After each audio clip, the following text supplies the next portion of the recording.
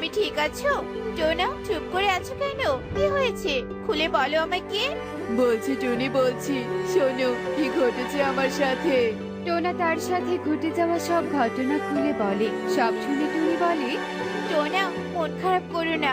যা ঘটেছে সবই নিয়তি। তুমি তো জানোই বনের ধনী পাখিরা গরিবদের সাহায্য করে না। তবুও কেন তুমি ওদের কাছে সাহায্য চাইতে যাও বলো তো? যাই হোক, চলো ঘরে চলো। শুকনো মুড়ি আর একটা কলা আছে, তোমাকে খেতে দিচ্ছি।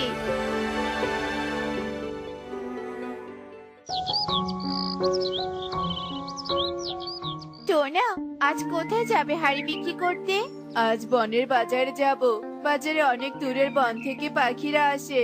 যদি কিছু হাড়ি বিক্রি হয় তাহলে বেশ ভালো হবে। শোনো, যদি হাড়ি বিক্রি হয় তাহলে কিছু খাবার কিনে নিয়ে এসো। ঘরে কোনো খাবার নেই।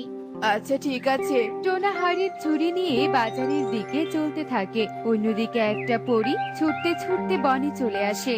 ওই ডাইনির হাত থেকে আজ আমাকে পালাতেই হবে। আজ কিছুতেই ওকে ধরা দেয়া যাবে না। কিন্তু ডাইনি তো